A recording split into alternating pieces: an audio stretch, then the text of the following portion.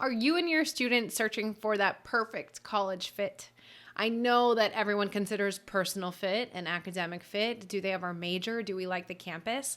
But what about financial fit? Can we afford this school? When it comes to figuring out if a school is a great financial fit for your family, then oftentimes families can use something we call the net price calculator. I'm going to describe what this net price calculator is, including a walkthrough so you can see how you can use these in order to determine if your student might receive some aid from that university. Now, make sure you hit subscribe because once you get that bill down to as little as possible, you then want to make sure that you get as much debt-free money to pay for it. So when you're looking for strategies on how to avoid student loans to cover this bill, this is the place you want to be. Hey there, my name is Jocelyn Pearson, founder of the Scholarship System and Debt-Free Degree Lab, where we focus on helping families build strong financial futures by avoiding that student loan debt for their students. And again, every single week we release a new strategy on that path to a debt-free degree. Now, the net price calculator can really have the potential of making or breaking your college decisions, especially giving you an idea if a particular college is truly affordable. Now, what is the net price calculator? This is something that is pretty much on every single college's website where you can enter your family's information and they will give you an estimate of what they believe their school will cost for your student. Now, it's not always entirely perfect, but it can at least give you a rough idea. Now, you might be thinking, what do you mean it's going to show us what we have to pay? The prices are on the website. Well, if you've followed any of my other trainings, it is important that you know that every student actually pays a different price when it comes to the school. So oftentimes they'll offer different scholarships or merit aid or financial aid, different things to get the price down.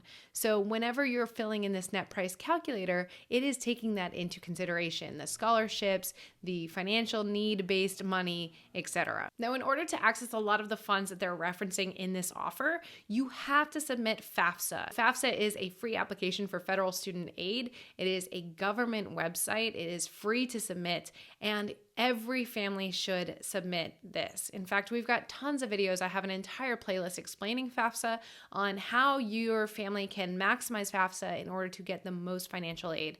So we will link to that in the description. You should also see it somewhere on the screen here, but make sure you check that out after you finish this video. Now, this should give you an opportunity to get ahead of comparing financials school to school. And again, I always want to stress, this is just an estimate. Ultimately, when your student applies and submits their FAFSA or any other kind of information that the school requires, and they receive their official financial aid letter, that is what is the truth. So again, a net price calculator is just an estimate. Now, lastly, I want to say that if they're asking for GPA, SATs, ACT scores, then they are considering your student for merit money in that calculation. If they haven't asked any of that information, then you may be able to get additional money on top of what they're showing in this calculation.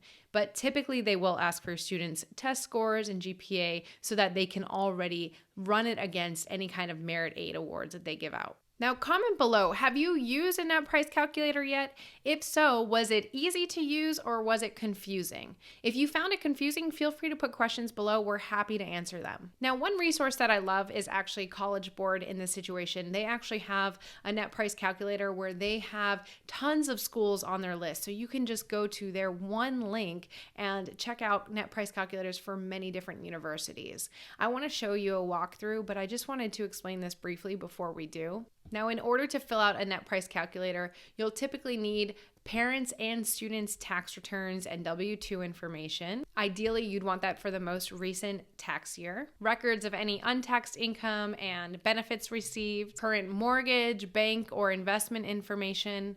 And then again, like I mentioned, they might be asking for your students' academic GPA or their test scores if they took the ACT or the SAT tests. Now let's go ahead and take a look at College Board's net price calculator. Again, they have a huge list of universities on here. However, if you want to look at a school that's not on this list, you can go directly to their website. Most schools will have this on their website. So I'm just going to go ahead and choose, let's see here. We'll go to NC State. And if you read the instructions here, ultimately, the biggest thing to remember is, again, things that I've already mentioned. This is not an official application. The results can vary and will vary from what you get here. It's just an estimate. So they say here, it's just an estimate of your net price, which means the total cost minus the aid that you're going to receive. And then lastly, like I mentioned, you have to submit FAFSA, which opens up October 1st of your student's senior year in high school. But let's go ahead and take a look. So first, we're going to go ahead and just put test in the name. You can say that, okay, I'm the parent of test. Let's see here. Will you be signing in? You don't have to sign in, but you can if you want to. I'm going to go ahead and hit no. When it comes to dependency status, what we want to do is take a look at your student's information. So let's see here. If it is 2022 when I'm recording this, and that would mean that, oh my gosh, 2006, we're looking at students that are born. And let's say they were never married. Do you have any children? No. Are they an orphan or a ward? No. Now let's go ahead and go to parents. So say they're married, say they're born in 1971.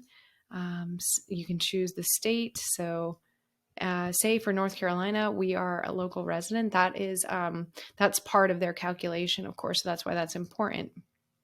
Let's say we have a few siblings and number of people attending college. So this is important because when your family is, when you fill out FAFSA, you'll receive a figure called the expected family contribution.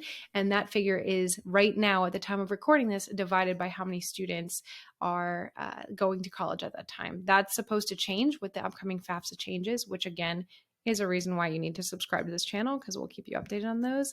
But I'll go ahead and just put 1 to keep it simple for now. Let's see here.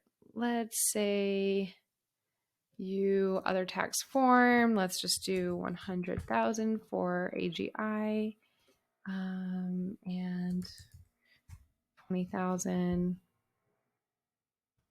Let's see here.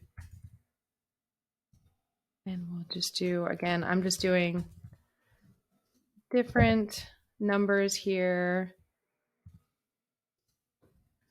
I'm going to put 0 in a lot of these.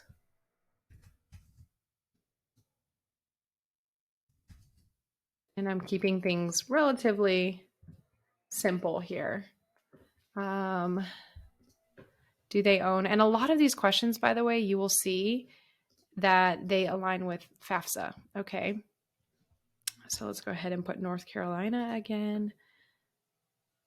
And this is about, again, it tells you this is about the student. So say the student makes, let's see, just $3,000 from work and federal tax payment, untaxed income 0, current amount. So this is where we talk about with FAFSA, anything that's under your student's name will count more towards college than if it's in your name.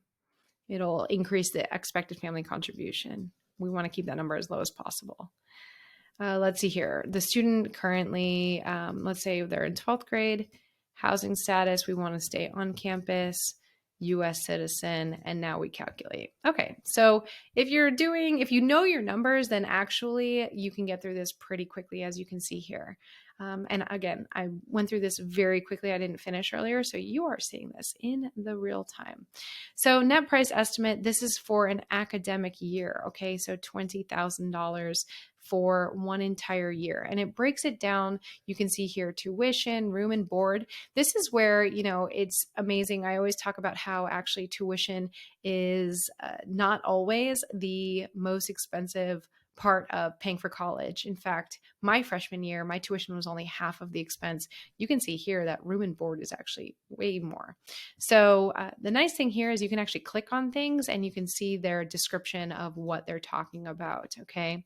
And again, like I said, the total cost of attendance that they estimate, this is not just tuition. This is including any other expenses that they're expecting your student to have.